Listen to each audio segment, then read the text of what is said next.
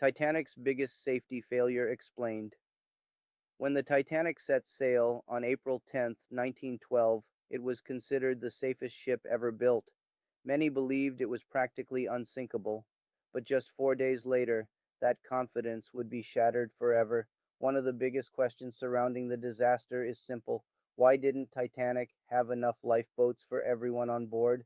The Titanic carried more than 2,200 passengers and crew members on its maiden voyage, yet the ship had only 20 lifeboats, enough for about 1,178 people.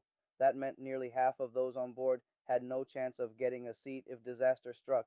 Today, this seems unbelievable, but in 1912, maritime safety regulations were very different.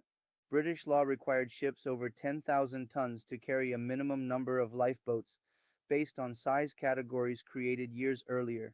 Titanic weighed more than 46,000 tons, but the regulations had never been updated to match the size of these new giant ocean liners. Legally, Titanic only needed 16 lifeboats. Ironically, Titanic actually carried more lifeboats than the law required. The ship had 14 standard wooden lifeboats, 4 collapsible boats, and 2 emergency cutters. So, why didn't the builders add more?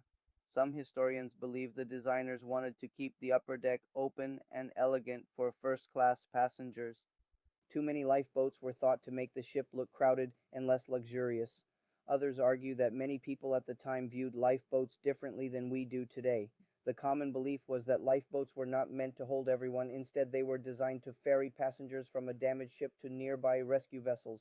Since Titanic was equipped with advanced watertight compartments and was believed to be extremely safe, few imagined a situation where every passenger would need evacuation at the same time. Then came the night of April 14th, 1912. After striking the iceberg, it quickly became clear that the ship was sinking. Crew members rushed to prepare the lifeboats, but confusion spread across the decks. Many passengers refused to board the early lifeboats because they believed the massive ship was safer than a small wooden boat floating in the freezing Atlantic Ocean. As a result, several lifeboats left the ship only half full. One lifeboat designed for 65 people departed with just 28 passengers on board.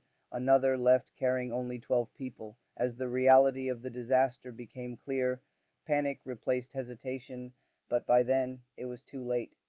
More than 1,500 people lost their lives in the freezing waters of the North Atlantic. The tragedy shocked the world and led to major changes in maritime safety laws. In 1914, new international regulations required ships to carry enough lifeboats for every person on board. The disaster of the Titanic forever changed the way ships were designed and operated.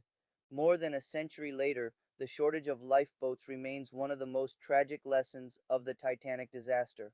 It is a reminder that confidence in technology should never replace preparation for the unexpected.